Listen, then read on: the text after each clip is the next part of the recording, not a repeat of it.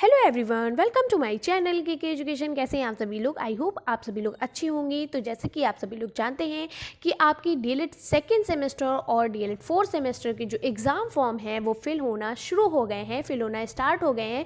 अगर आपने अपने एग्ज़ाम फॉर्म को नहीं भरा है यानी नहीं फिल किया है तो अपने कॉलेज में जाएँ या कॉलेज से कॉन्टैक्ट करें, वहाँ पर जाकर अपने फॉर्म को खुद से अपने सामने जाकर फिल कराएं। क्योंकि क्या होता है, कभी कभी आप नेम में मिस्टेक हो जाती है या कुछ भी, तो आपको दिक्कत होगी। इसलिए आप जाकर खुद अपने एग्ज़ाम फॉर्म को देखकर फिल करवाएं। और अब पेपर आपका नज़दीक आने वाला है, यानी हो सकता है आपका नवंबर के लास्ट वीक में या फिर नवंबर के लास्ट वीक में नहीं कह सकते हैं, क्योंकि अभी आपके एग्ज़ाम फॉर्म फिल होने हैं, फिर स्क्रूटनी रिज़ल्ट भी आने वाला है। तो आपके नवंबर के लास्ट वीक या फिर दिसंबर के फर्स्ट वीक में आपका पेपर हो सकता है। तो आप तैयारी करना शुरू कर दीजिए, क्योंकि आपके पास टाइम बिल्कुल भी नहीं है। अब आप जल्दी से शुरू हो जाइए, तैयारी करना शुरू कर दीजिए। तो जैसे कि आप स्क्रीन पर देख रहे हैं कि मैं डीएलएड सेकेंड सेमेस्टर का जो पहला आपका पेपर है वर्तमान भारतीय समाज एवं प्रारंभिक शिक्षा की, ये आज आपकी रिवीजन क्लास है। क्योंकि सारी क्लासेस तो आप पढ़ चुके हैं, ये आपकी रिवीजन क्लास है। इसमें पूरा विषय यानी जो आपका पूरा सब्जेक्ट जो आपका वर्तमान भारतीय समाज एवं प्रारंभिक शिक्षा है, ये पूरा सब्जेक्ट एक ही वीडियो में मैं कवर कराने वाली हूँ। एक ही वीडियो में। ये वीडियो आपकी थोड़ी लेंथी हो सकती है, यानी कि ये वीडियो आपकी थोड़ा लंबी हो सकती है। यानी पेपर से पहले इस वीडियो को देखना बिल्कुल भी मत भूलिएगा, अगर आपको 90+ मार्क्स लाने हैं तो चलिए ये रिवीजन क्लास आपकी शुरू करते हैं। तो पहला जो आपका सबसे पहले आपको पता है, वर्तमान भारतीय समाज एवं प्रारंभिक शिक्षा में शिक्षा के बारे में बताया गया है कि शिक्षा की क्या क्या परिभाषाएं हैं, किन किन लोगों ने शिक्षा के बारे में क्या क्या विचार दिए हैं, अपने क्या क्या उसके बारे में बताया है। तो देखिए, एडम्स रॉस जी ने इन्होंने क्या कहा है कि शिक्षा एक द्विमुखी प्रक्रिया है। और जितने भी जो आपके इम्पॉर्टेंट, बहुत ही ज़्यादा जो इम्पॉर्टेंट क्वेश्चन हैं, उन्हीं को मैं यहाँ पर लेकर आई हूँ, जो आपके पेपर में बार बार पूछे जाते हैं। फालतू चीज़ें इसमें आपको बिल्कुल भी नहीं मिलेंगी। सिर्फ आपको वही मिलेगा जो आपके पेपर में क्वेश्चंस पूछे जाते हैं।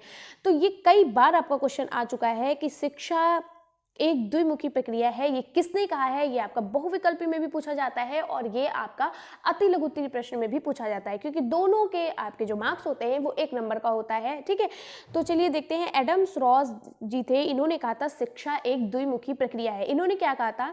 शिक्षा के लिए शिक्षक और बालक का होना सिर्फ जरूरी होता है, इसके अलावा किसी का होना जरूरी नहीं होता है। ठीक है, इसलिए इन्होंने द्विमुखी प्रक्रिया शिक्षा को माना था। किसने? एडम्स रॉस ने। एकदम रट्टा मान लीजिए, क्योंकि ये आपके यूपी टेट और सीटेट में भी पूछा जाता है। और आपको पता है कि अभी दिसंबर से आपका सीटेट का एग्जाम भी होने वाला है। ठीक है, नेक्स्ट है जॉन ड्यूई। जॉन ड्यूई ने कहा है कि शिक्षा एक त्रिमुखी प्रक्रिया है। अब आप इसमें कंफ्यूज हो जाते हो कि द्विमुखी प्रक्रिया किसने कहा, त्रिमुखी प्रक्रिया किसने कहा, यानी शिक्षा आपकी जो है वो त्रिमुखी प्रक्रिया किसने कहा है और द्विमुखी प्रक्रिया किसने कहा है। कंफ्यूज बिल्कुल भी मत होइएगा। एडम रॉस ने द्विमुखी प्रक्रिया कहा था और जॉन ड्यूई ने हमारे त्रिमुखी प्रक्रिया कहा था। और ये सभी क्वेश्चन जो मैं आज लेकर आई हूँ, ये सभी आपके यूपी टेट में भी और सी टेट में भी इंपॉर्टेंट है। तो बिल्कुल ध्यान से बिना स्किप किए वीडियो को पूरा देखिएगा। अगर वीडियो को स्किप करेंगे तो चीज़ों को समझ नहीं पाएंगे, फिर आपके पेपर में भी आपको प्रॉब्लम होगी और इससे बाहर आपका एक भी प्रश्न नहीं आएगा। तो चलिए देखिए, जॉन ड्यूई थे, इन्होंने कहा था शिक्षा एक त्रिमुखी प्रक्रिया है। मैंने आपको कई बार बताया कि इन्होंने क्या कहा कि शिक्षा के लिए एक शिक्षक, एक बालक और एक पाठ्यक्रम का होना जरूरी होता है। इन्होंने इस तरीके से ट्रायंगल बनाया और उसमें कहा कि एक शिक्षा के लिए एक टीचर का, एक स्टूडेंट का और एक सिलेबस का यानी पाठ्यक्रम का होना बहुत जरूरी होता है। ठीक है, नेक्स्ट है अरस्तु। अरस्तु ने क्या कहा कि स्वस्थ शरीर में स्वस्थ मस्तिष्क का विकास करना ही शिक्षा है। यानी कि अगर आपका मन, आपका मस्तिष्क, आपका शरीर अगर स्वस्थ नहीं हो सकता तो आपको पढ़ने में कोई रुचि नहीं, कोई इंटरेस्ट नहीं होगा। ठीक है, जब आप स्वस्थ रहेंगे, आपका मस्तिष्क स्वस्थ रहेगा, तभी आप शिक्षा को प्राप्त कर सकते हैं। तो अरस्तु का कहना है कि स्वस्थ शरीर में स्वस्थ मस्तिष्क का विकास करना ही क्या है? शिक्षा है। ठीक है, नेक्स्ट है स्वामी विवेकानंद। स्वामी विवेकानंद जी ने क्या कहा था? इन्होंने कहा था कि शिक्षा मनुष्य के अंदर में निहित शक्तियों को प्रकट करता है। यानी कि मनुष्य के अंदर की निहित शक्तियों को, अंदर उनके शक्तियों को क्या करता है? प्रकट करता है। ठीक है, फिर क्या है, अंतर्निहित शक्तियों को यहाँ पर होगा, ठीक है। अंतर्निहित यानी मनुष्य के अंदर जो जितनी भी शक्तियाँ हैं उनको ये प्रकट करता है। नेक्स्ट है महात्मा गांधी। महात्मा गांधी का कहना है कि शिक्षा से मेरा तात्पर्य बालक और मनुष्य के शरीर, मस्तिष्क व आत्मा का उत्कृष्ट विकास है। यानी हम शिक्षा के माध्यम से बालक या मनुष्य के शरीर का, उसके मस्तिष्क का, उसकी आत्मा का, यानी कि उसका चारित्रिक विकास कर सकते हैं। किसी भी बालक का, किसी भी व्यक्ति का चारित्रिक विकास, नैतिक विकास, सामाजिक विकास, सभी यानी सर्वगीण यानी सभी तरीके के विकास हम शिक्षा के द्वारा बालक में या किसी भी व्यक्ति में कर सकते हैं। ये किसका कहना है? महात्मा गांधी का कहना है। तो ये आपकी कुछ इंपॉर्टेंट आपकी परिभाषाएं थी जो जिन्होंने दी थी, जैसे एडम्स रॉस ने, जॉन डेवी ने, अरस्तु ने, स्वामी विवेकानंद जी ने, महात्मा गांधी जी ने। यही आपकी सबसे ज़्यादा पूछी जाती हैं, इसलिए मैं इनको लेकर आई। नेक्स्ट है शिक्षा के कार्य एवं महत्व। शिक्षा का क्या काम है, उसका क्या महत्व है या उसकी क्या विशेषताएं हैं, इसके बारे में कहा गया है। तो शिक्षा के द्वारा मनुष्य की अंतर्निहित शक्तियों का समुचित विकास किया जाता है। देखिए, आपसे ये नहीं पूछा जाएगा कि शिक्षा है क्या, बल्कि आपसे जब भी कभी आप प्रीवियस ईयर क्वेश्चन पेपर उठाकर देखिए, उसमें हमेशा यही पूछा जाता है कि शिक्षा के कार्य बताइए, उनके महत्व बताइए, उनकी क्या क्या विशेषताएं हैं, ठीक है, उनके क्या गुण हैं, उनके क्या दोष हैं। इस तरीके से प्रश्न पूछे जाते हैं। यानी प्रश्न आपके सीधे नहीं पूछे जाते हैं, हमेशा इस तरीके के प्रश्न पूछे जाते हैं कि उनके महत्व बताइए, उनके कार्य बताइए, उनकी विशेषताएं बताइए। इस तरीके के प्रश्न पूछे जाते हैं, ठीक है। या कभी कभी ऐसे पूछ लिया जाएगा कि शिक्षा के दो परिभाषाएं बताइए, यानी किसी दो वैज्ञानिकों की परिभाषाएं बताइए, ठीक है, या दो विद्वानों ने शिक्षा के बारे में क्या कहा है उनके बारे में बताइए, ठीक है। इस तरीके से आपसे प्रश्न पूछे जाते हैं। नेक्स्ट है शिक्षा के द्वारा मनुष्य की अंतर्निहित शक्तियों का समुचित विकास किया जाता है। यानी मनुष्य के अंदर जो निहित शक्तियां हैं उनका विकास शिक्षा के माध्यम से किया जाता है। जैसे आप किसी भी व्यक्ति के, किसी भी बालक की, उसकी कल्पना शक्ति का, उसके तर्क का, उसकी जिज्ञासा का, उसके चिंतन आदि शक्तियों का विकास शिक्षा के द्वारा संभव है। यानी आप किसी भी चीज़ को यानी बालक को समझाते हैं तो वो उसको सोचता है, उस पर चिंतन करता है, उस पर तर्क करता है, उस पर विचार करता है। तो इसके द्वारा आप किसी भी बालक की कल्पना, तर्क, जिज्ञासा और चिंतन, इन सभी शक्तियों का विकास कर सकते हैं। किसके द्वारा? शिक्षा के माध्यम से। नेक्स्ट है शिक्षा व्यक्ति का विकास करके उसे प्रत्येक क्षेत्र में सक्षम बनाती है, जिससे व्यक्ति का सामाजिक, राजनैतिक एवं पारिवारिक जीवन सुखमय और आनंद व्यतीत होता है, ठीक है। नेक्स्ट है आपका शिक्षा के प्रकार। बहुत ही इंपॉर्टेंट, मोस्ट इंपॉर्टेंट आपका प्रश्न यहाँ से बहुत बनते हैं। शिक्षा के प्रकार से आपके सबसे ज़्यादा प्रश्न पूछे जाते हैं, इसको बिल्कुल भी स्किप मत करिएगा। तो शिक्षा के प्रकार आपको पता है, शिक्षा के 3 प्रकार होते हैं, औपचारिक, अनौपचारिक और निरौपचारिक, जिसे हम दूरस्थ शिक्षा भी कहते हैं, ठीक है। तो शिक्षा के ये आपके जो प्रकार हैं ये बहुत ही ज़्यादा इंपॉर्टेंट है, इनको स्किप बिल्कुल भी मत करिएगा, एकदम रट के जाइएगा, ठीक है। तो शिक्षा के ये जो 3 प्रकार हैं ये कौन कौन से हैं, चलिए इसके बारे में देखते हैं। औपचारिक शिक्षा के बारे में सबसे पहले पढ़ते हैं। तो आपको पता है जो औपचारिक शिक्षा जो होती है ये हमारे जो हम स्कूल में यानी जो विद्यालय में जो शिक्षा प्राप्त करते हैं उसे हम औपचारिक शिक्षा कहते हैं, ठीक है। जो हम स्कूल में या हम विद्यालय में जिस शिक्षा को हम प्राप्त करते हैं वो हमारी शिक्षा क्या होती है? औपचारिक शिक्षा होती है। जैसे या हम किसी लाइब्रेरी से जाकर कुछ भी पुस्तक उठाते हैं उसको पढ़ते हैं, या संग्रहालय में जाकर या विद्यालय में जाकर जो शिक्षा प्राप्त करते हैं वो औपचारिक शिक्षा होती है। औपचारिक शिक्षा वह शिक्षा होती है जो एक निश्चित स्थान पर निश्चित लोगों के द्वारा प्रदान की जाती है, ठीक है। इसमें पाठ्यक्रम, समय, विषय पहले से ही निश्चित होता है। इस शिक्षा का सबसे मुख्य स्थान विद्यालय परिसर होता है। यानी कि जो हम मदरसे में, जो चर्च में, जो पुस्तकालय में यानी कि लाइब्रेरी वगैरह में या संग्रहालय में जो शिक्षा प्राप्त करते हैं ये जो औपचारिक शिक्षा होती है, क्या होता है जब हम स्कूल जाते हैं तो ऐसा तो नहीं होता ना कि जस्ट जाते ही लंच हो गया, फिर जब आपका लंच टाइम होता है तो उस टाइम प्रेयर हो गई, ऐसा नहीं है। जाते हैं तो सबसे पहले प्रेयर स्टार्ट होती है, फिर आपका फर्स्ट क्लास होता है, सेकंड पीरियड होता है, थर्ड पीरियड होता है, फोर्थ, इस तरीके से आपका हिंदी की क्लास, इंग्लिश की क्लास, मैथ की क्लास, यानी कि यहाँ पर और एक स्कूल टाइम होता है। ऐसा नहीं कि आपका 8 बजे का स्कूल है, आप 10 बजे चले जा रहे हो, आप 11 बजे जब मन हुआ तब उठिए, सो के उठे गए, रात में ही चले गए, ऐसा नहीं होता है, ठीक है। इसके लिए एक निश्चित समय होता है, ठीक है। अगर आपका 8 बजे का स्कूल है तो आप 8 बजे ही जाते हो, वहाँ पर पहुँच जाते हो 8 बजे, ठीक है। तो इसके लिए एक निश्चित समय होता है, विषय पहले से ही निश्चित होता है, यानी कि किस विषय के बारे में आपको पढ़ाया जाएगा, एक टाइम टेबल होता है, ठीक है। टाइम टेबल के अकॉर्डिंग आपको पढ़ाया जाता है कि पहला पीरियड आपका हिंदी का होगा, फिर इंग्लिश का, फिर मैथ्स का, जो भी आपका, ठीक है, विज्ञान जो भी, इस तरीके से पढ़ाया जाता है। नेक्स्ट डे आपका कौन सी क्लासेस चलेगी, तो पूरा एक वीक का आपका पूरा एक टाइम टेबल होता है, ठीक है। उसके अकॉर्डिंग आप पढ़ते हो, एक निश्चित समय होता है, एक निश्चित समय पर जाते हो, और सभी की टाइमिंग फिक्स होती है कि 1 घंटे की ये क्लास, 1 घंटे की ये क्लास, है ना, इस तरीके से होता है। लंच टाइम होता है, यानी ब्रेक टाइम होता है, ठीक है। प्रेयर टाइम होता है, इस तरीके से आपका गेम, जो भी गेम वगैरह आपको खिलाए जाते हैं उनका टाइमिंग होता है। तो औपचारिक शिक्षा क्या होती है, जो आप स्कूल में प्राप्त करते हो, यानी आप विद्यालय में प्राप्त करते हो, आप पुस्तकालय में, संग्रहालय में, चर्च में, मदरसे में जो आप शिक्षा प्राप्त करते हो, वो औपचारिक शिक्षा होती हैं। इनके लिए समय निश्चित होता है, पाठ्यक्रम निश्चित होता है, और विषय पहले से ही निश्चित होता है, ठीक है। इस शिक्षा का सबसे मुख्य स्थान विद्यालय परिसर होता है। तो देखिए, औपचारिक शिक्षा के मदरसा, चर्च, पुस्तकालय आदि साधन हैं, ठीक है।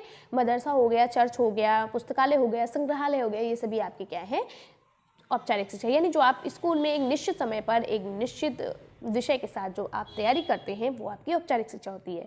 अब देखिए अनौपचारिक शिक्षा। अनौपचारिक शिक्षा क्या होती है? अनौपचारिक शिक्षा सबसे पहले शिक्षा आप परिवार से, आपको अपने माँ के द्वारा प्राप्त होती है, आपको अपने परिवार से प्राप्त होती है, ठीक है। शिक्षा का प्राथमिक माध्यम ही आपका क्या होता है, परिवार होता है, ठीक है। जो आप अपनी माँ से सीखते हो, सबसे पहले क्या होता है, अपनी माँ से सीखते हो ना, अपने परिवार से सीखते हो, उसके बाद आप कॉलेज में जाते हो या स्कूल में जाते हो, ठीक है।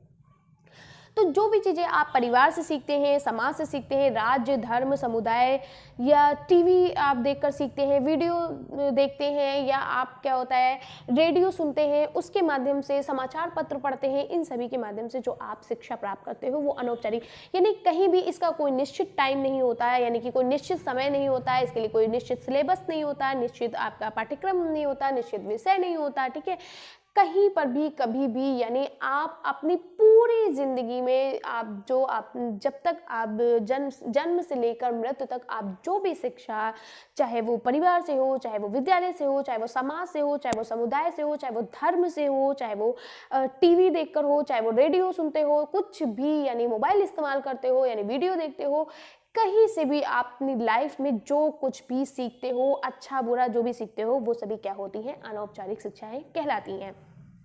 ऐसा तो नहीं कि आप घर पे बैठे हो, जब आपने जन्म लिया तो आपको एक ड्रेस पहना दी गई, आपको मम्मी से बात करने के लिए, आपको पापा से बात करने के लिए ड्रेस पहननी पड़ती, भाई टाई पहले पहन लो, उसके बाद मुझसे बात करो, ऐसा नहीं होता है। किसी भी समय, किसी भी तरीके से आप उठते बैठते जो भी सीखते हो, वो अनौपचारिक शिक्षा होती है, ठीक है। तो अनौपचारिक शिक्षा वह शिक्षा है जिसे व्यक्ति बिना किसी व्यवस्थित साधनों से स्वतः प्राप्त कर लेता है। इसके लिए कोई एक व्यवस्थित साधन की जरूरत नहीं होती है। सेकेंड है, अनौपचारिक शिक्षा जीवन से संबंधित होती है तथा जीवन प्रयत्न चलती रहती है। अभी मैंने आपको बताया ना कि जन्म से लेकर मृत्यु तक आप जो कुछ भी अच्छा बुरा जो भी सीखते हो, वो सभी क्या होती है, अनौपचारिक शिक्षा होती है। इसकी ना कोई निश्चित योजना होती है, ना इसका कोई समय होता है, और ना ही कोई पूर्व निश्चित इसका उद्देश्य होता है, यानी कि हर उद्देश्य के लिए ही आप चीज़ों को नहीं सीखते हो। हमें ब्रश कैसे करना चाहिए, हम कैसे खाना बनाना चाहिए, हमें कैसे पढ़ाई करनी चाहिए, हमें कैसे रहना चाहिए, बड़ों से कैसे बात करनी चाहिए, जो भी चीज़ें आप सीखते हो, इसी को हम अनौपचारिक शिक्षा कहते हैं। इसके लिए कोई निश्चित समय नहीं होता कि निश्चित समय हो कि इस समय पर मैं क्या कर सकती हूँ, बड़ों का कहना मान सकती हूँ, और दूसरे समय में बड़ों को कहना नहीं मान सकती हूँ, ऐसा नहीं होता है, ठीक है। नेक्स्ट है दूरस्थ शिक्षा या दूरवर्ती या शिक्षा, या जिसे हम निरौपचारिक शिक्षा कहते हैं, और सबसे ज़्यादा आपकी यही शिक्षा पूछी जाती है, कंफ्यूज कर देती है आपको। दूरस्थ शिक्षा, दूरवर्ती शिक्षा, ये निरौपचारिक शिक्षा, आप कुछ भी कह सकते हो। तो दूरस्थ शिक्षा क्या होती है? दूरस्थ शिक्षा हम इसको, जो आपकी निरौपचारिक शिक्षा होती है, इसको हम दूरस्थ शिक्षा भी कहते हैं। पहला पॉइंट तो आपका यही हो जाएगा कि निरौपचारिक शिक्षा को हम दूरस्थ शिक्षा या दूरवर्ती शिक्षा कहते हैं, ठीक है। ये जो आपकी शिक्षा होती है, ये 20 से 35 साल के लिए होती है, यानी जो 20 से 35 साल के व्यक्ति होते हैं, यानी बालक होते हैं, उनके लिए ये शिक्षा होती है, ठीक है। इसके लिए ये मुक्त अधिगम होता है या कोई बाहरी अध्ययन होता है, जब आप या कोई पत्राचार शिक्षा होती है। जैसे क्या होता है, कुछ ऐसे व्यक्ति हैं, कुछ ऐसे लोग होते हैं जिनको क्या होता है, जो अपने बिजनेस के साथ साथ अपनी पढ़ाई भी करते हैं, ठीक है, घर बैठकर ऑनलाइन माध्यम से पढ़ाई करते हैं, जैसे कि डीएलएड। डीएलएड में क्या होता है, डीएलएड वैसे तो इसकी रेगुलर क्लासेस होती हैं, पर कुछ ऐसे भी बच्चे हैं जो क्लासेस लेने के बाद भी उनको पढ़ना होता है। जैसे कुछ बच्चे बीए करे होते हैं, कुछ एमए किए होते हैं, घर से बैठकर करते हैं, तो वो क्या करते हैं, या फिर वो क्या बोलते हैं, ऑनलाइन माध्यम से कर लेते हैं, अपना मोबाइल उठाया और वीडियोस देख ली, इस तरीके से मतलब देते हैं, जिससे सीधे जाकर पेपर दे देते हैं। इस तरीके की शिक्षा, यानी जिनके पास या तो पैसे की कमी होती है या फिर टाइम की कमी होती है, यानी समय की कमी होती है, तो उस टाइम पर जब ये शिक्षा प्राप्त होती है, ठीक है, तो क्या होता है, निरौपचारिक शिक्षा को अनेक नामों से जाना जाता है, जैसे पत्राचार शिक्षा, गृह अध्ययन यानी आप घर पर बैठकर जो पढ़ाई करते हो, बाह्य अध्ययन, स्वतंत्र अधिगम, बहुमाध्यम शिक्षा आदि। ये बहुमाध्यम शिक्षा होती है, कई तरीके से आप शिक्षाओं को कई माध्यम से आप पढ़ सकते हो, वो आपकी निरौपचारिक दूरस्थ शिक्षा होती है। यानी घर बैठकर भी बहुत से लोग यूपीएससी की तैयारी करते हैं, लेखपाल की तैयारी करते हैं, यूपी टेट, सी टेट, इन सभी की तैयारी आप घर बैठकर करते हो। इसके लिए आपको कोई कॉलेज की ज़रूरत नहीं पड़ती है। वो चीज़ अलग है कि आप किसी भी माध्यम से कर सकते हो, कोचिंग वगैरह, या फिर ऑनलाइन क्लासेस देख सकते हो या ले सकते हो, ठीक है। तो लेकिन क्या होता है, लेकिन आप घर पे बैठ के उसकी तैयारी करते हो, ठीक है। तो इस तरीके की शिक्षा आपकी दूरस्थ शिक्षा, दूरवर्ती शिक्षा, ये निरौपचारिक शिक्षा कहलाती है। फिर क्या होता है, जब एग्जाम होता है तो आप सिर्फ एग्जाम देने जाते हो, ठीक है। नेक्स्ट है दूरस्थ शिक्षा। जैसे कि इसके शब्द से स्पष्ट होता है कि दूर से स्थान पर शिक्षा की व्यवस्था, यानी दूर से आप किसी भी शिक्षा की व्यवस्था करते हो, प्राप्त करते हो, वो आपकी दूरस्थ शिक्षा होती है। दूरस्थ शिक्षा से तात्पर्य है सुदूर बैठकर शिक्षा प्राप्त करना। दूरस्थ शिक्षा दूर से प्राप्त होने वाली शिक्षा को कहा जाता है। इसमें छात्र विद्यालय और अध्यापक के सामने न रहते हुए दूर से शिक्षा प्राप्त करता है। बहुत से लोग बिना कोचिंग के, बिना ऑनलाइन माध्यम से क्या करते हैं, बुक्स को खरीद लाते हैं और उनसे पढ़ना स्टार्ट कर देते हैं, ठीक है। इसके लिए सामान्य तौर पर दूरस्थ शिक्षा या दूर की शिक्षा कहा जाता है, ठीक है। अब देखिए आपकी ये सब बातें, वैदिक कालीन शिक्षा क्या होती है, वैदिक कालीन शिक्षा, और आपकी बहुत सारी ऐसी शिक्षाएं हैं, जैसे कि वैदिक कालीन शिक्षा हो गई आपकी, और आपकी हो गई आदर्शवादी, ठीक है,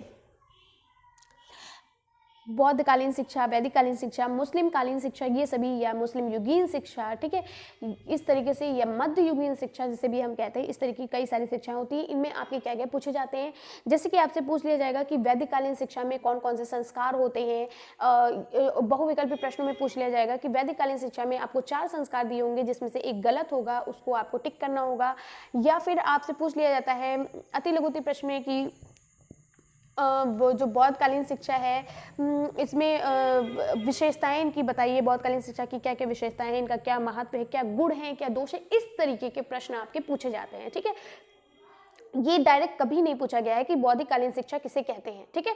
तो हमेशा इस तरीके के प्रश्न आते हैं। इनके संस्कार, उपनयन संस्कार क्या होता है, चूड़ाकर्म संस्कार क्या होता है, ठीक है, और समापवर्तक संस्कार क्या होता है, ठीक है, और मकतब क्या होता है, मदरसा क्या होता है, इस तरीके के क्वेश्चंस आपसे पूछे जाते हैं, ठीक है। तो सभी क्वेश्चंस को मैं लेकर आई हूँ, एकदम परेशान नहीं होना है। तो वैदिक कालीन शिक्षा क्या होती है, वैदिक कालीन, जैसे आप वैदिक से ही आप समझ जाइए कि वेद पर आधारित शिक्षा के बारे में यहाँ पर बात की जा रही है, ठीक है। तो वेद पर आधारित शिक्षा यानी गुरु के घर या कुल में प्राप्त की जाने वाली शिक्षा को हम वैदिक कालीन शिक्षा कहते हैं, ठीक है। भारतीय साहित्य में 4 प्रकार के वेद माने जाते हैं। आपको पता है ये बहुत ही ज़्यादा प्रश्न पूछा गया है, इसलिए मैं इसको बीच में लेकर आई हूँ, ताकि आप ना पढ़कर जाएं तो आपका क्वेश्चन गलत ना हो, ठीक है। इसलिए आप तुरंत इसको पढ़कर जाइएगा, क्योंकि मैं बीच में इसीलिए ये लेकर आई हूँ। ये आपसे कई बार प्रश्न पूछा गया है कि भारतीय साहित्य में 4 प्रकार के वेद कौन कौन से हैं, या उनके नाम बताइए। तो क्या होता है, ये ऋग्वेद है, यजुर्वेद है, सामवेद और अथर्ववेद। ये 4 वेद होते हैं, ऋग्वेद, यजुर्वेद, सामवेद और अथर्ववेद, ठीक है। नेक्स्ट है संस्कार। वैदिक कालीन शिक्षा में कौन कौन से संस्कार हैं, इस तरीके से प्रश्न पूछा जाता है। तो आपको मैं क्वेश्चंस भी बताते चल रही हूँ कि किस तरीके के प्रश्न आपसे पूछे जाते हैं। तो ये पूछा जाएगा कि वैदिक कालीन शिक्षा में कौन कौन से संस्कार होते हैं। तो वैदिक कालीन शिक्षा में उपनयन संस्कार, चूड़ाकर्म संस्कार और समापवर्तक संस्कार, जिसमें से उपनयन संस्कार मोस्ट इंपॉर्टेंट संस्कार है। इसको बहुत अच्छे से पढ़िएगा, मैंने वीडियो में बहुत अच्छे से समझाया है, बहुत अच्छे से पढ़ाया है, इसको अच्छे से पढ़िएगा। नेक्स्ट आपका है समापवर्तक संस्कार। उपनयन संस्कार और समापवर्तक संस्कार तो पेपर में दोनों में से किसी एक को जरूर पूछा जाता है हर साल, और आप याद रखिएगा उपनयन संस्कार और समापवर्तक संस्कार बहुत अच्छे से पढ़कर जाइएगा, ठीक है, क्योंकि ये आपके पेपर में बहुत बार पूछा गया है। इसको बिल्कुल भी स्किप मत करिएगा, मैं बार बार कह रही हूँ इस बात को, ठीक है। तो उपनयन संस्कार क्या होता है, और चलिए उपनयन संस्कार के बारे में थोड़ा सा। उपनयन संस्कार में क्या होता था, इसमें क्या होता है कि बच्चों को क्या ले जाते, उपनयन का मतलब ही होता है पास ले जाना, ठीक है, यानी गुरु के समीप ले जाना। तो इसमें शिक्षा प्राप्त करने के लिए बच्चों को गुरु के पास ले जाना होता था। उपनयन का मतलब ही होता है गुरु के समीप ले जाना, ठीक है। तो क्या होता था, बच्चों को गुरु के पास ले जाया जाता था, इसमें मेखला धारण की जाती थी, हाथ में समिधा दी जाती थी, ठीक है। तो इसके बारे में आपको डिटेल आपको वीडियो से देख लेना है। समापवर्तक संस्कार जो आपका है, इसमें क्या होता था, इसमें समापवर्तक यहीं से समझ जाइए कि शिक्षा यहाँ पर समाप्त होती है, यानी जो बालक जो होता है, जो गुरु के समीप जाता है, शिक्षा प्राप्त करता है, अब ये वापस घर को अपने आगमन करता है, यानी घर को लौटता है, उसे हम समापवर्तक संस्कार कहते हैं, ठीक है। नेक्स्ट है शिक्षा का उद्देश्य क्या है, यानी वैदिक कालीन शिक्षा का क्या उद्देश्य है। तो वैदिक कालीन शिक्षा का मुख्य उद्देश्य जो था वो था मोक्ष की प्राप्ति करना और व्यक्तित्व का विकास करना था, ठीक है। क्या था, मोक्ष की प्राप्ति करना और व्यक्तित्व का विकास करना, ये दो आपके इंपॉर्टेंट आपके उद्देश्य हैं। नेक्स्ट आपका है बौद्धकालीन शिक्षा। बौद्धकालीन शिक्षा में क्या हुआ, बौद्धकालीन शिक्षा क्या थी, बौद्धकालीन शिक्षा प्रणाली में शिक्षा से तात्पर्य बौद्ध मठों और बिहारों में चलने वाली शिक्षा से लिया जाता था। यहाँ पर बौद्ध मठ और जो बिहारी होते थे वो शिक्षा को प्राप्त करते थे, ठीक है। बौद्ध दर्शन में जीवन में दुख ही दुख है और इन दुखों को समझने और इन दुखों को दूर करने का उपाय करना ही शिक्षा है। यानी इनका जो मुख्य उद्देश्य था वो व्यक्ति के दुखों को समझना और उनके दुखों को समझकर दूर करना ही यहाँ पर शिक्षा का मेन जो मकसद था, मेन उद्देश्य था, ठीक है। शिक्षा दुखों का ज्ञान है, दुखों को दूर करने का अष्टांग मार्ग दिखाती है, ठीक है। नेक्स्ट है आपका संस्कार। तो इसमें कौन कौन से संस्कार थे, इसमें दो संस्कार थे, प्रवज्जा संस्कार और उपसंपदा संस्कार। इसके बारे में मैंने आपको वीडियो में बताया है, आप वहां पर जाकर देखिएगा।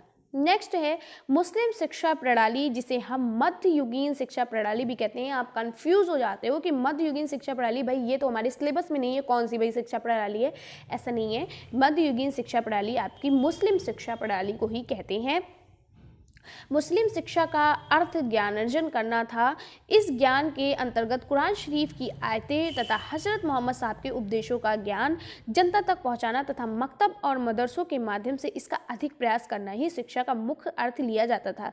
यहाँ पर मेन जो अर्थ था वो था ज्ञान को अर्जन करना, ज्ञान की प्राप्ति करना और कुरान शरीफ की आयतों को पढ़ना, कुरान शरीफ की आयतों को समझना, उनको याद करना और हजरत मोहम्मद साहब के उपदेशों का ज्ञान जनता तक पहुंचाना, ठीक है। क्या है, यानी कि नमाज पढ़ना, झूठ ना बोलना, चोरी ना करना, इन सभी जो उन्होंने अच्छे अच्छे जो उपदेश दिए थे उसके बारे में जनता तक पहुंचाना था, ठीक है। फिर क्या है, इसमें जो आपकी जो शिक्षा है वो मकतब और मदरसों के माध्यम से दी जाती थी, ठीक है। इस प्रकार सामान्य जीवन से संबंधित लौकिक व धार्मिक पक्ष के ज्ञान के अध्ययन को भी मुस्लिम शिक्षा कहा जाता है।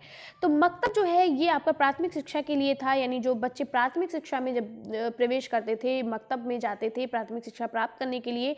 ये आपसे बहुत बार क्वेश्चन पूछा गया है कि जो मकतब में जो बिस्मिल्लाह संस्कार होता था, यानी जो मकतब में बच्चा प्रवेश करता था, यानी बालक प्रवेश करता था, यानी बालक एंट्री लेता था, तो बिस्मिल्लाह संस्कार होता था। कौन सा संस्कार किया जाता था, बिस्मिल्लाह संस्कार। और ये संस्कार कब होता था, जब बच्चा 4 साल 4 महीने और 4 दिन का होता था, तब उसको मकतब में एडमिशन मिलता था, ठीक है। और वहाँ पर क्या होता था, बिस्मिल्लाह संस्कार होता था। मकतब में कौन सा संस्कार किया जाता था, बिस्मिल्लाह संस्कार। एकदम रट लीजिए, क्योंकि बहुत बार आपके पूछा जरूर जाएगा, चाहे आपके बहुविकल्पी में पूछ लिया जाए, चाहे आपके अति लघु में पूछ लिया जाए, चाहे लघु में पूछ लिया, लेकिन ये क्वेश्चन जरूर रखा होगा कि जो बिस्मिल्लाह संस्कार होता था वो किस वर्ष के बालक के लिए होता था। तो बच्चा जब 4 साल 4 महीने 4 दिन का होता था, तब उसको मकतब में प्रवेश किया जाता था और वहाँ पे बिस्मिल्लाह संस्कार होता था, ठीक है। नेक्स्ट है मदरसा। मदरसे क्या होता है, ये उच्च शिक्षा के लिए होता था, ठीक है। मदरसे में क्या होता है, सबसे ज़्यादा भाषण का इस्तेमाल किया जाता था, ठीक है। मदरसा जो आपका होता था, इसमें किसका इस्तेमाल किया जाता था, इसमें भाषण का इस्तेमाल किया जाता था। ये उच्च शिक्षा के लिए होता था, ठीक है। शिक्षण का जो मुस्लिम शिक्षा में जो शिक्षण का जो माध्यम था, यानी पढ़ाने का जो माध्यम था, वो फारसी भाषा था। कौन सी भाषा था, फारसी भाषा था। नेक्स्ट है अब आदर्शवाद। अब आदर्शवाद के बारे में पढ़ने जा रहे हैं। अब जितने भी वादी हैं आपके, आदर्शवाद, विचारवाद, ठीक है, प्रकृतिवाद, प्रयोजनवाद या आधुनिकवाद, ये सभी आप, ये बहुत ही इंपॉर्टेंट है, इनके बारे में चलिए शुरू करते हैं। ठीक है, देखिए आदर्शवाद जीवन की सबसे प्राचीन विचारधारा कही जाती है, यानी सबसे पुरानी विचारधारा कही जाती है। और इस आदर्शवाद के जो जनक थे वो प्लेटो थे। प्लेटो ने इन पर सबसे ज़्यादा फोकस किया है। और शिक्षा के क्षेत्र में आदर्शवादी विचारधारा को लाने का श्रेय कम्युनियस, पेस्टोलॉजी, फ्रॉबेल और प्लेटो आदि को है। लेकिन सबसे ज़्यादा जो आदर्शवाद की जो शुरुआत, जो नींव जो थी, वो प्लेटो ने ही दी थी। यानी अगर आपसे पूछा जाए कि आदर्शवादी जनक कौन है तो आप प्लेटो ही बताएंगे। ठीक है, प्लेटो ने इन पर ज़्यादा फोकस किया है। ये शिक्षा का केंद्र, इसमें जो शिक्षा का जो केंद्र बिंदु है, यानी शिक्षा का जो माध्यम है, जो केंद्र बिंदु है, वो क्या था? शिक्षक माना जाता था। यानी टीचर को यहाँ पर शिक्षा का केंद्र बिंदु मानते थे। आदर्शवादी जो है वो शिक्षक को शिक्षा का केंद्र बिंदु मानते थे। यानी शिक्षक जिसको चाहेगा, जिस बच्चे को, उसको अपने में स्कूल में प्रवेश करेगा। शिक्षक ही बच्चों को डिसाइड करेगा कि कौन सा बच्चा इस स्कूल में पढ़ सकता है, ये था। अब तो आपकी जो शिक्षा है वो बाल केंद्रित हो चुकी है, यानी जो शिक्षा का केंद्र बिंदु है वो बालक हो गया है। ठीक है, यानी बालक डिसाइड करता है कि मैं किस टीचर से पढ़ना चाहूँगा, ठीक है, या चाहूँगी, बालिका डिसाइड करती है। लेकिन पहले क्या था, जो आदर्शवादी जो थे, यानी जो विचारवाद के लोग थे, यानी पहले जो शिक्षा थी वो, उसमें जो केंद्र बिंदु था वो शिक्षक था। ये कई बार आपसे पूछा गया है कि शिक्षा का केंद्र बिंदु शिक्षक किस में माना गया है, वो आपके आदर्शवाद में माना गया है। तो इसमें और किसने किसने आदर्शवाद या विचारवाद पर बल दिया? कम्युनियस ने, पेस्टोलॉजी ने और फ्रॉबेल, प्लेटो आदि को है। नेक्स्ट है तीन शाश्वत विचार। इनके तीन शाश्वत विचार थे, ये कई बार पूछा गया है। तो इनके तीन शाश्वत विचार क्या थे? सत्यम, शिवम, सुंदरम। ठीक है, नेक्स्ट है आपका विभिन्न आदर्शवादी जनक, यानी और अलग आदर्शवादी जनक कौन कौन है? तो आत्मनिष्ठ आदर्शवाद के जनक बर्कले थे। ये सभी याद कर लीजिएगा, इसलिए मैं लेकर आई हूँ अलग से। ठीक है, याद कर लीजिएगा, ये आपके बहुत बार पेपर में पूछे गए हैं। नेक्स्ट है प्राचीन आदर्शवाद के जनक कौन है? कांट हैं। वस्तुनिष्ठ आदर्शवाद के जनक हीगल हैं। नैतिक आदर्शवाद के जनक प्लेटो हैं। अब इसका उद्देश्य क्या था? इसका मेन जो उद्देश्य है वो आदर्शवाद का उद्देश्य क्या था? आदर्शवादियों का उद्देश्य था कि आदर्शवादी दर्शन में वस्तु की अपेक्षा विचारों को महत्व दिया जाता था। यहाँ पर वस्तु को इतना महत्व नहीं दिया जाता था जितना व्यक्ति के विचारों को महत्व दिया था, उनकी सोच को महत्व दिया जाता था। ठीक है, बल्कि ये एक तरफ से गलत था। नेक्स्ट है महत्वपूर्ण विधियाँ। महत्वपूर्ण विधियाँ कौन कौन सी है? जो आपके पेपर में बहुत सारी विधियाँ पूछी जाती हैं, जैसे कि संवाद विधि, इसको प्लेटो ने दिया था। प्रश्नोत्तर विधि बहुत बार पूछा जाता है। संवाद विधि, प्रश्नोत्तर विधि, आगमन एवं निगमन विधि, खेल विधि, ये बहुत पूछा गया है, एकदम रट लीजिएगा। तो संवाद विधि हमारे प्लेटो के जनक हमारे प्लेटो थे। प्रश्नोत्तर विधि सुकरात ने दी थी। आगमन और निगमन विधि अरस्तु ने दिया था। खेल विधि फ्रॉबेल ने दिया था। ठीक है, फिर क्या है? निर्देशन विधि। निर्देशन विधि को हर्बर्ट ने दिया था। तर्क विधि को हीगल ने, वाद विवाद विधि को भारतीय आदर्शवादी दार्शनिक ने दिया है। अब नेक्स्ट है आपका प्रकृतिवाद, जिसको हम कई नामों से जानते हैं। इसे हम प्रकृतिवाद, अगर आपसे भौतिकवाद भी पूछ लिया जाएगा तो भी एक ही चीज़ है, या पदार्थवाद कभी कभी पूछ लिया जाता है कि प्रकृतिवाद या भौतिकवाद या पदार्थवाद, कोई भी आपसे नाम पूछ लिया जाएगा। ठीक है, तो प्रकृतिवाद के जनक कौन है? प्रकृतिवाद के जनक जो हैं वो रूसो हैं। अभी मैंने बताया कि आदर्शवाद के जनक कौन थे? प्लेटो थे। प्रकृतिवाद या भौतिकवाद या पदार्थवाद के जनक कौन है? रूसो हैं। ठीक है, प्रकृतिवाद के अनुसार शिक्षा का केंद्र बिंदु बालक है। आदर्शवाद में आपने क्या पढ़ा? शिक्षा का केंद्र बिंदु शिक्षक था, लेकिन प्रकृतिवाद में शिक्षा का जो केंद्र बिंदु है वो बालक है। यानी बालक डिसाइड करता है कि मुझे किस टीचर से पढ़ना है। अभी भी यही चलता चला आ रहा है। जब भी क्या होता है, टीचर जब भी किसी भी स्कूल में पढ़ाने के लिए जाता है, टीचिंग के लिए जाता है, तो उसको ट्रायल पर भेजा जाता है। क्यों भेजा जाता है? इसलिए कि बच्चा डिसाइड करेगा कि उसको, आपको समझ में आ रहा है, आपको पढ़ाया हुआ, आपका जो आपको पढ़ाने का जो तरीका है, अगर उसको समझ में आता है तो वो डिसाइड करेगा, क्योंकि पढ़ना उसे है। तो यहाँ पर प्रकृतिवाद के अनुसार शिक्षा का केंद्र बिंदु क्या है? बालक है। प्रकृतिवाद के अनुसार अनुशासन मुक्त्यात्मक होना चाहिए। ठीक है, नेक्स्ट है, प्रकृतिवादियों ने सीखने की सबसे उचित विधि जो बताई है वो खेल विधि बताई है। बच्चा सबसे ज़्यादा खेल विधि के माध्यम से सीखता है, यानी खेल खेल में बच्चा बहुत अच्छे से सीखता है, यानी करके सीखता है। नेक्स्ट है, अध्यापक का स्थान पर्दे के पीछे है। ये किसने कहा है? रूसो ने ही कहा है। प्रकृतिवाद के समर्थक और कौन कौन से उनके समर्थक थे? रूसो, हर्बर्ट और स्पेंसर है। ठीक है। नेक्स्ट है आपका, प्रकृतिवाद ने सीखने की किस विधि को जन्म दिया है? तो उन्होंने ह्यूरिस्टिक विधि यानी खोज विधि को जन्म दिया है। प्रकृतिवाद ने ह्यूरिस्टिक विधि या खोज विधि को जन्म दिया है। नेक्स्ट है, प्रकृतिवाद की शिक्षा की विशेषताएं क्या क्या है? बहुत बार पूछा जा चुका है। तो बालक का स्वाभाविक विकास केवल प्राकृतिक वातावरण में ही हो सकता है। बालक का कृत्रिम या अप्राकृतिक वातावरण बालक का स्वाभाविक विकास नहीं कर सकते हैं। ठीक है, यानी कि जो बालक का स्वाभाविक विकास है वो प्रकृति यानी नेचुरल तरीके से, यानी कि प्राकृतिक वातावरण में ही हो सकता है। नेक्स्ट है, प्रकृतिवादी विचारधारा के अनुसार अब शिक्षा बालक के लिए है, बालक शिक्षा के लिए नहीं है। समझ में आया? प्रकृतिवादी विचारधारा ने ये कहा है कि अब शिक्षा जो है वो बालक के लिए, बल्कि बालक शिक्षा के लिए नहीं है, जिसमें शिक्षा का उद्देश्य, प्रक्रिया और साधन बालक के जीवन तथा अनुभव में ही पूर्ण रूप से निहित रहते हैं। अब नेक्स्ट आपका आ गया प्रयोजनवाद। तो आपने अभी तक क्या क्या पढ़ा? आदर्शवाद पढ़ा, प्रकृतिवाद पढ़ा। तो एक बार फिर से रिवीजन करते हैं। आदर्शवाद में आपने क्या पढ़ा? आदर्शवाद के जनक प्लेटो थे। इन्होंने बताया कि जो शिक्षा का केंद्र बिंदु वो शिक्षक होता है, और प्रकृतिवाद, भौतिकवाद और पदार्थवाद जिसे हम कहते हैं, इसमें जो शिक्षा का केंद्र बिंदु बालक माना गया, और इसके जो जनक थे वो रूसो थे। अब मैं पढ़ने जा रही हूँ प्रयोजनवाद। प्रयोजनवाद को हम दूसरे नाम से भी जानते हैं, इसको हम आधुनिकवाद भी कहते हैं। ठीक है, इसे हम क्या कहते हैं? इसे हम आधुनिकवाद भी कहते हैं। अगर आपसे आधुनिक बात पूछा जाए तो भी आप कंफ्यूज नहीं होइएगा, और आप चीज़ों को नोट करते रहिए। जो मैं एक्स्ट्रा चीज़ें बता रही हूँ, अलग से बता रही हूँ, उन्हें नोट करते रहिए, ताकि आपकी एक लाइन तो कंप्लीट ही हो जाएगी ना, आप कंफ्यूज ना हो। तो अब नेक्स्ट क्या है? इसमें भी जो शिक्षा का केंद्र बिंदु है वो बालक है। ठीक है, जो आपके प्रकृतिवाद और आपके प्रयोजनवाद दोनों का जो शिक्षा का केंद्र बिंदु वो क्या है? बालक है।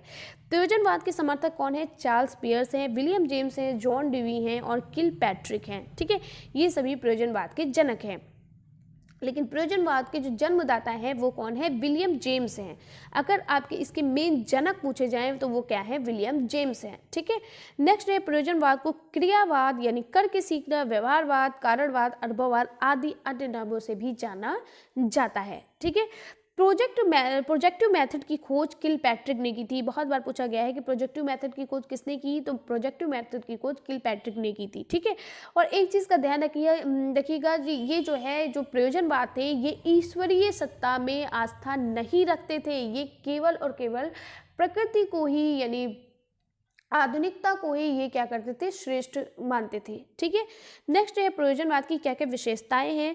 तो प्रयोजनवाद के अनुसार शिक्षा विकास की प्रक्रिया है जो सामाजिक वातावरण में होता है। प्रयोजनवाद शिक्षा की प्रमुख विशेषता यह है कि वह सामाजिक मूल्यों एवं सामाजिक वातावरण पर ज़्यादा बल देता है। ये ईश्वरीय सत्ता पर विश्वास नहीं रखते हैं। अब देखिए, कुछ हमारे भारतीय विचारक हैं जो बहुत ज़्यादा पूछे जाते हैं, जैसे हमारे स्वामी विवेकानंद जी हो गए, हमारे महात्मा गांधी हो गए। ठीक है, और जैसे कि क्या बोलते हैं, स्वामी विवेकानंद, महात्मा गांधी, रविंद्रनाथ टैगोर, फ्रॉबेल हो गए, रूसो हो गए। ठीक है, और जैसे कि आपके डॉक्टर सर्वपल्ली राधाकृष्णन हो गए। ठीक है, ये और आपके प्लेटो हो गई, मारिया मोंटेसरी जी हो गई, ये सभी आपके क्या हैं? भारतीय विचारक हैं। तो चलिए स्वामी विवेकानंद के बारे में पढ़ते हैं। इनका जन्म जो है वो 12 जनवरी 1863 ईस्वी में कोलकाता में हुआ था। ठीक है, इनके बचपन का नाम नरेंद्र नाथ दत्ता, जैसे मैं लिख रही हूँ सेम ऐसे ही आप लिखा है, सेम ऐसे ही आप लिखिएगा। ठीक है, इनकी जाति जो थी वो ये बंगाली क्षत्रिय थे। प्रधानाध्यापक जो इनके थे वो मिस्टर हेस्टीने थे। इनकी प्रमुख पुस्तक जो है वो गीतांजलि है, जिस पर इनको नोबेल पुरस्कार भी मिला। ठीक है, और इनकी जो मृत्यु हुई वो 1902 में इनकी मृत्यु हो गई थी। ठीक है, तो 1901 में इन्होंने शांति निकेतन विद्यालय की स्थापना की थी। इन्होंने क्या क्या किया था? 1901 में शांति निवेदन की स्थापना की थी, शांति निकेतन की। फिर शिक्षा का उद्देश्य, इन्होंने शिक्षा का क्या उद्देश्य माना? इन्होंने कहा कि शिक्षा जो है मनुष्य में मानव प्रेम, समाज सेवा और विश्व चेतना का और चरित्र निर्माण करता है। ठीक है, इन्होंने कहा कि मनुष्य की आंतरिक एकता को बाह्य जगत में प्रकट करना, यानी मनुष्य के अंदर की यानी अंतर्निहित शक्तियों को बाहर प्रकट करना ताकि वह अपने आप को प्रकट कर सके। इन्होंने कहा शिक्षा के माध्यम से मनुष्य अपने अंदर की शक्तियों को बाहर प्रकट कर सकता है, यानी अपने विचारों को बाहर प्रकट करना ही शिक्षा है। मनुष्य की शारीरिक, मानसिक, नैतिक, सामाजिक और व्यावसायिक विकास करना, यानी शिक्षा के माध्यम से मनुष्य अपने सामाजिक, अपने शारीरिक, अपने मानसिक, अपने नैतिक, अपने व्यावसायिक विचारों का या विकास कर सकता है। नेक्स्ट है महात्मा गांधी। महात्मा गांधी का जन्म कब हुआ था? इनका जन्म 2 अक्टूबर 1969 को काठियावाड़ के पोरबंदर में हुआ था। इनकी कौन कौन सी रचनाएं हैं? इनकी रचनाएं बहुत ज़्यादा पूछी जाती हैं। इन्होंने हिंदू स्वराज, नीति धर्म, बेसिक शिक्षा, नई शिक्षा की ओर, हिंदू धर्म, मेरे आत्मा की वेदना, शांति, युद्ध में अहिंसा, ये सभी इन्होंने रचनाएं की। इनकी विशेषताएं क्या हैं? बहुत ही इम्पॉर्टेंट इनकी विशेषताएं सबसे ज़्यादा पूछी जाती है, बहुत ही इम्पॉर्टेंट है इनकी विशेषता। तो इनमें क्या पूछा जाता है? तो इनसे ये पूछा जाता है कि जो हमारे महात्मा गांधी जी जो थे, इन्होंने क्या कहा? इन्होंने कहा कि 7 से 14 वर्ष तक के बालकों के लिए निःशुल्क और अनिवार्य शिक्षा की व्यवस्था की जानी चाहिए। ठीक है, इन्होंने क्या कहा कि 7 से 14 वर्ष के बालकों के लिए निःशुल्क, यानी कि जो हमारे 7 से 14 वर्ष के बालक हैं उनको बिना फीस के, यानी कोई भी फीस ना लेकर और उनको शिक्षा अनिवार्य होनी चाहिए। ठीक है, उनकी शिक्षा की व्यवस्था करनी चाहिए। नेक्स्ट है गिजुभाई बधेका। तो गिजुभाई बधेका का क्या कहना है? गिजुभाई बधेका जो थे, इनका जन्म 15 अक्टूबर 1885 में हुआ था। इनकी माता का नाम श्रीमती काशीवा था। इनके पिता का नाम श्री भगवान जी बघेला था। इन्होंने विद्यालय को बाल भवन कहा और बालकों के लिए बाल देवो भवा। इन्होंने विद्यालय को बाल भवन कहा और बालकों के लिए नाम दिया बाल देवो भवा। ठीक है, इनकी रचना जो थी वो थी दिवा स्वप्न। दिवा स्वप्न इनकी सबसे महत्वपूर्ण रचना थी। ठीक है, ये बहुत बार पूछा जाता है दिवा स्वप्न किसकी रचना है। इनके अनुसार शिक्षा का क्या उद्देश्य है? इनके अनुसार बालक का समुचित शारीरिक विकास करना, बालक की मानसिक एवं सृजनात्मक शक्तियों का विकास करना, बालक में नैतिक मूल्यों का विकास करके कुशल नागरिक बनाना। ठीक है, अब नेक्स्ट है आपके रविंद्रनाथ टैगोर। रविंद्रनाथ टैगोर जी ने क्या कहा है? रविंद्रनाथ टैगोर का जन्म 6 मई 1861 ईस्वी को कलकत्ता में हुआ। इनके पिता का नाम महर्षि देवेंद्रनाथ टैगोर था। इनकी कौन कौन सी रचनाएं हैं? उत्सव दिन, पूर्व पश्चिम, गीतांजलि, शिक्षा, हेर फेर, धर्म, शांति निकेतन, स्त्री आदि, ये सभी इनकी रचनाएं हैं। इन्होंने रचनाएं की हैं और बहुत जिन की रचनाएं पूछी गई हैं उनको मैंने यहाँ पर लिख लिया है। ये आपकी बहुत ज़्यादा पूछी जाती हैं। ठीक है, नेक्स्ट है पश्चात विचारक। अब पश्चात विचारक देखिए कौन कौन से हैं। ठीक है, तो पश्चात विचारक देखते हैं प्लेटो। प्लेटो जो थे ये हमारे, ये देखिए इन्होंने क्या कहा? प्लेटो का जन्म 427 ईसा पूर्व में हुआ था। प्लेटो द्वारा रचित ग्रंथ इस प्रकार हैं।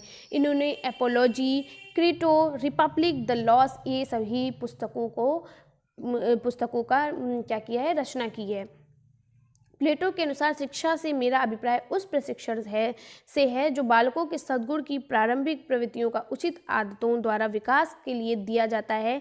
यह हमें निरंतर उस वस्तुओं से घृणा करना सिखाता है जिसे हमें घृणा करनी चाहिए तथा उन वस्तुओं से प्रेम करना सिखाता है जिन्हें हमें प्रेम करना चाहिए।